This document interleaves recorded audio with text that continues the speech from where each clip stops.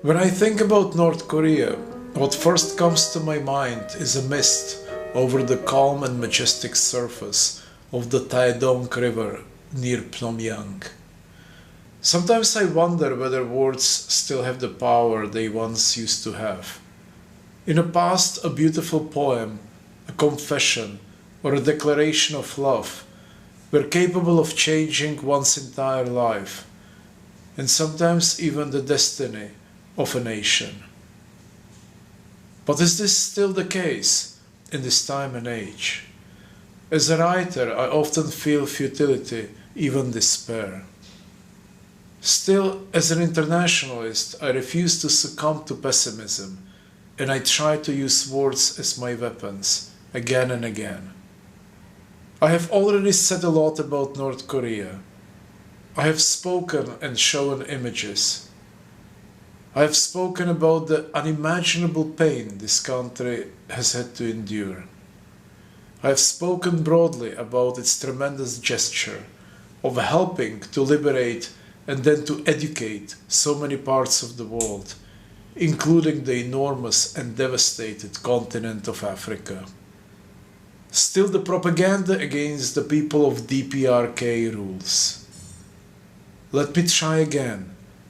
Let me try again and again and again.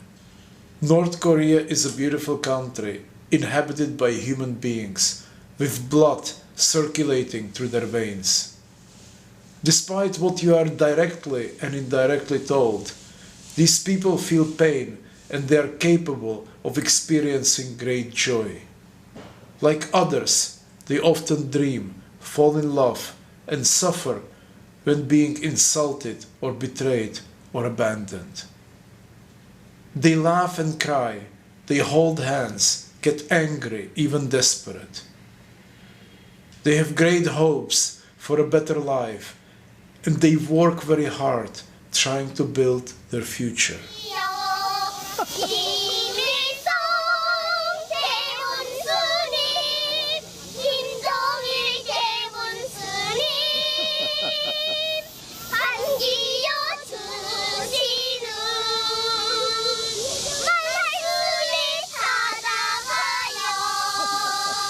But this is North Korea, as the West wants it to be perceived. An evil land of robots, or at least of fully dehumanized beings.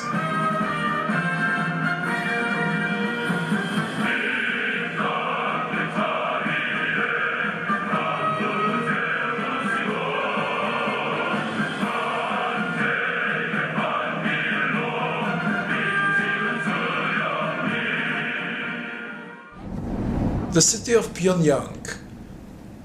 Who really sees the reality? The West is hiding beauty of North Korea, especially its tremendous achievements despite brutal embargo and sanctions. North Korea feels that it has to show how strong it is, how ready to defend itself against the imperialist attacks.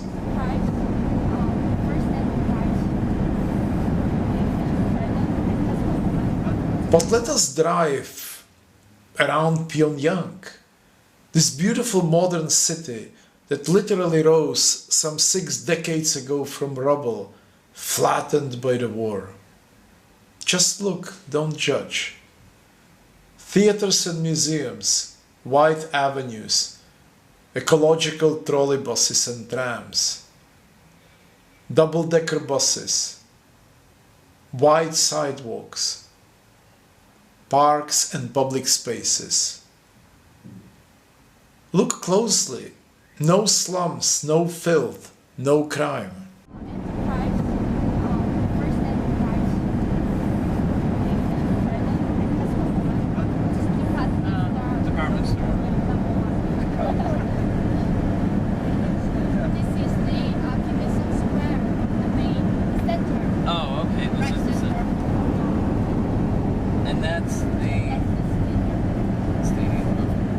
This city, those cities, the hands of North Korean people created it all. Despite constant attempts of the West to break this country, to break its spirit, and pride. Look closely again. All these buildings are public. Apartments in them are free for the people. There are no rents and no electricity or water bills, and no tickets for the public transportation. Salaries are low, even symbolic, but almost everything is free for the citizens. North Korea is a communist country. Its system is totally different, totally unique. It is not about it being good or bad, but simply different. And it should be, it has to be respected.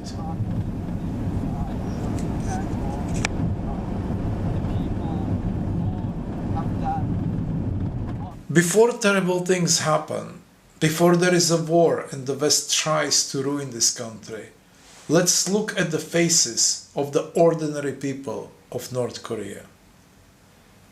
According to the Western propaganda gospel, North Koreans are supposed to look as if they are lacking all basic emotions and individuality, staring forward without seeing much, unable to feel pain, compassion, or love. We are not supposed to see the truth, the reality. We are supposed to be obedient and blind, judgmental. It is the West that is blind. It is not the North Korea.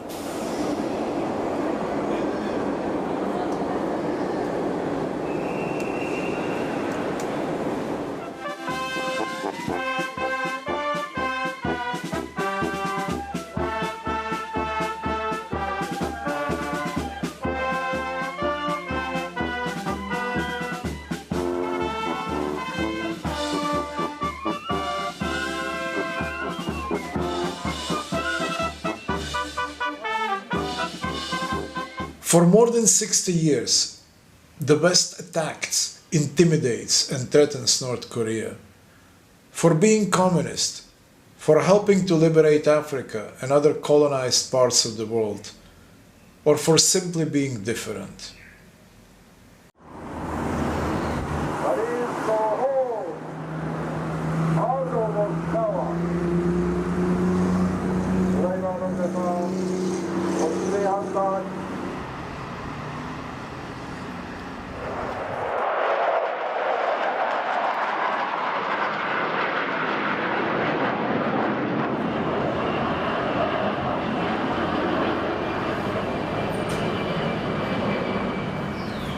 Millions of people already died.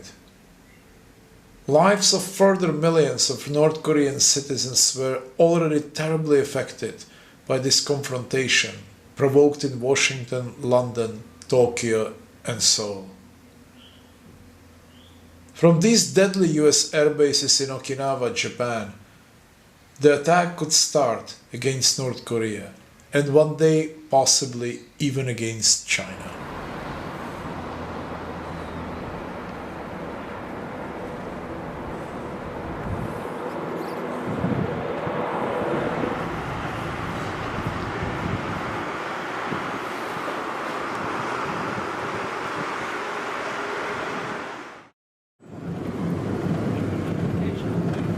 Four-lane highway from the capital to the border, or call it DMZ, the demilitarized zone with South Korea. The highway is always empty.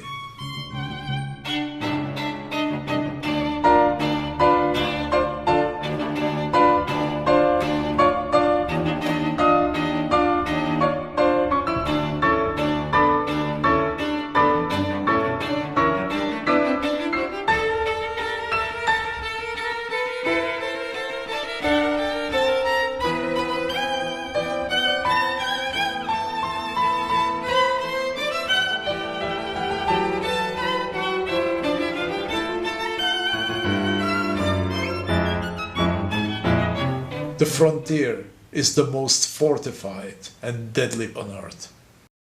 That is the military demarcation lines, which is 50 50 centimeters wide and 10 centimeters high. And you said it was done by the American Done by imperialists. the American and it's South Korean puppets. Our side guards, and the other is guarded by the U.S. part. Yes, The other part.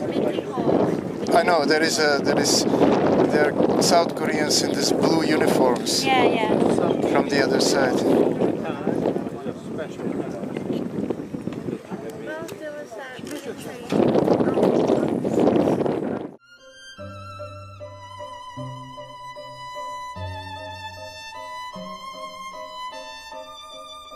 And 1 hour drive from the border, Sinchon. There are some of the most horrid monuments in the world, monuments to the Western atrocities against the people of North Korea. The US forces and its allies were systematically murdering and torturing Korean people. 4.6 million died. Here, people never forget. They entered in 1950, 25th June, and the war ended 3 years later.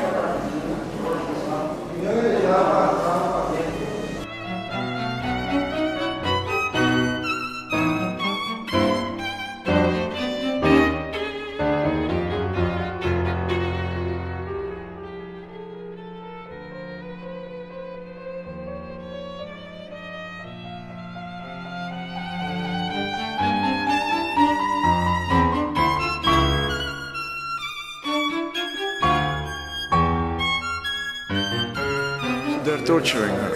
Yeah, torturing her. Who is she? She's a teacher.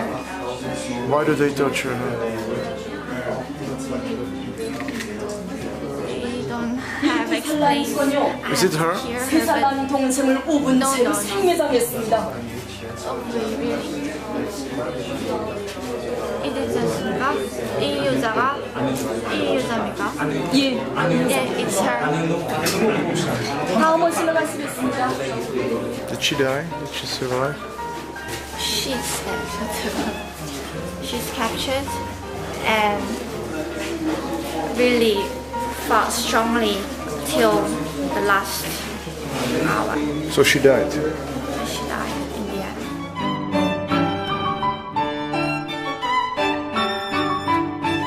She's in this organization of Minchong.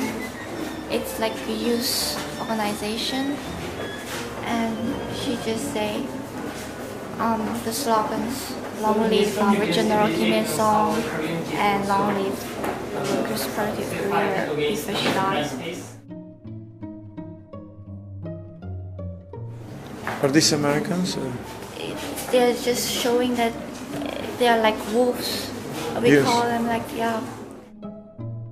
Yeah, of course they are Americans. She's called Yang Yong.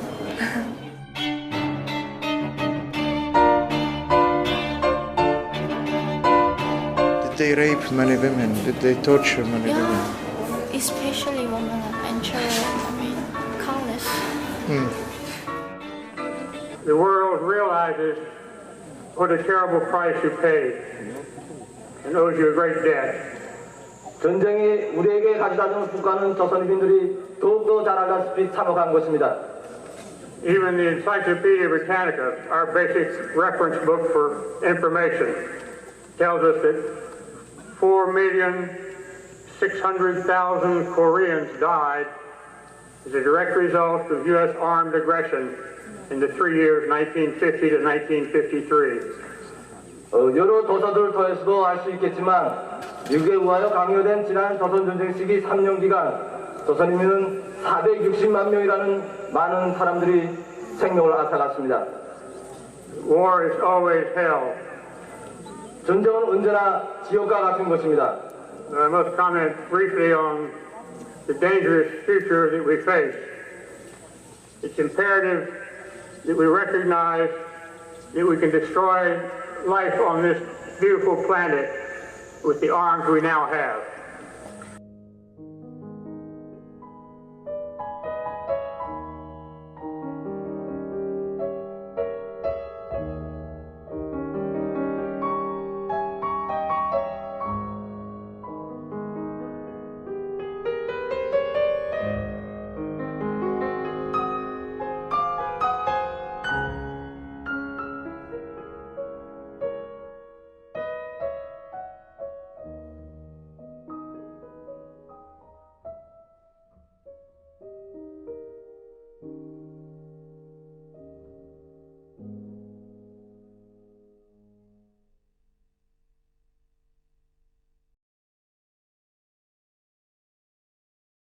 Little wonder that traumatized North Korea puts great emphasis on its defense.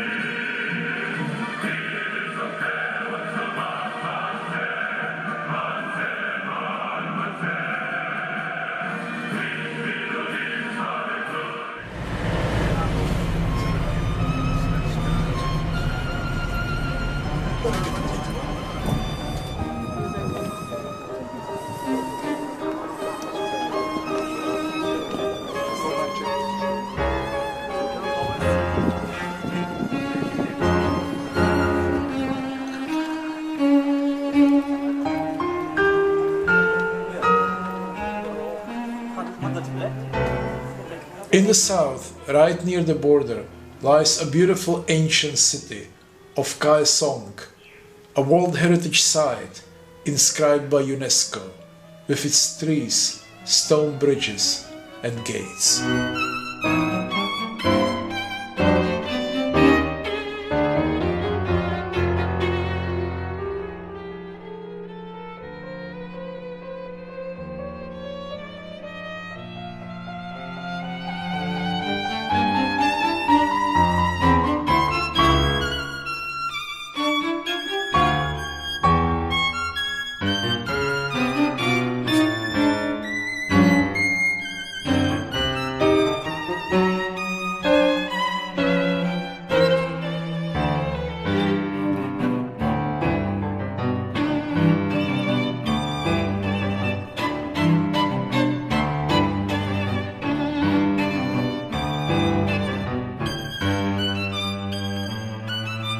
One afternoon I spotted a girl, tiny, with a big ribbon in her hair.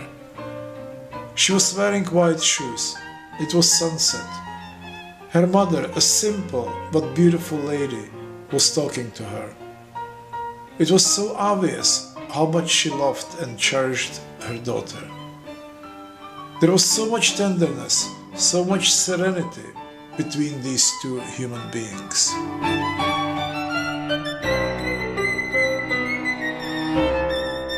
I saw a couple. He was wearing a formal suit, she was dressed in a wedding gown. Then I noticed that large black sunglasses were hiding a large part of the man's face. He was blind. Most likely he was badly burned behind the dark spectacles. His future wife was young and she was attractive. She was happy.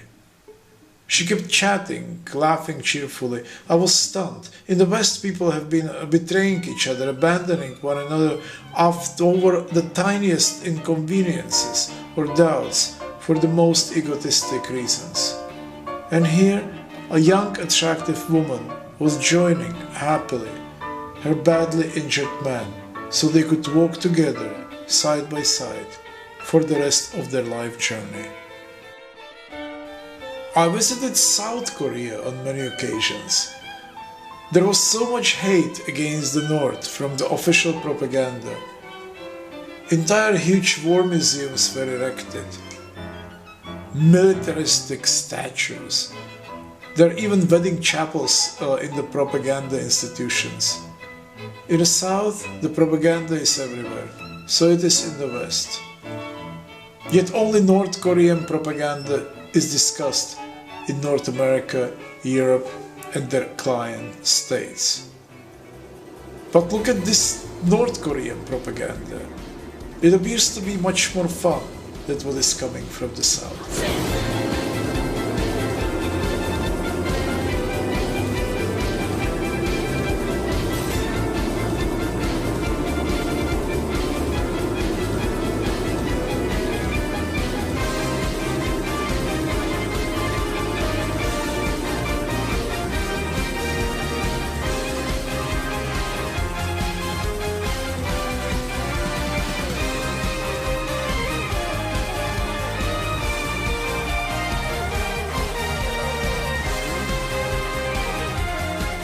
I saw a lot of North Korea after those few hours in the park. I saw bunkers and barbed wires at the DMZ, but I also saw beautiful arts. I met and discussed philosophy and how the West tries to dehumanize its enemies with Yang Yong-sop, the Vice President of the Standing Committee of the Supreme People's Committee. I discussed philosophy and existentialism with the great theologian and philosopher John Cobb on board a bus that was taking us from Pyongyang to the borderline. There were big moments during the trip, great celebrations all around me. There were elaborate performances and speeches, marches and music, yet nothing touched me so deeply as those moments in a park. There, I observed enormous tenderness given to a child by her mother.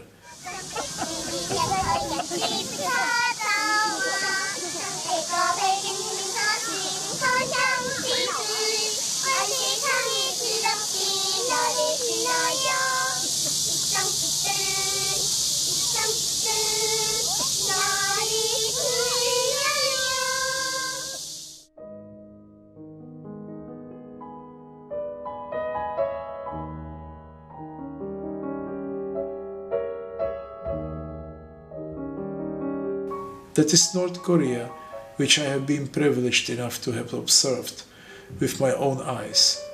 There is North Korea, which the manager, the boss of the Western capitalist world wants to take care of, which means to destroy.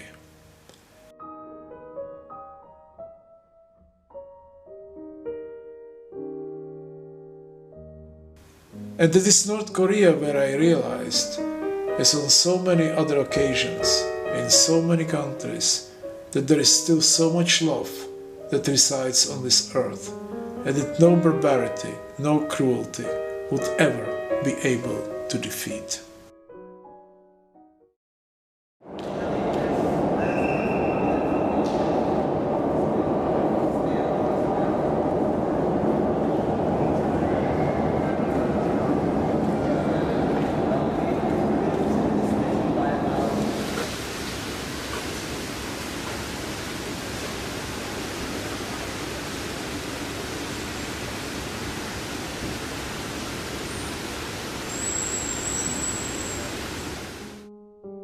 At the end of my visit, at the roller skating rink, I spotted a cute girl clinging to her mother.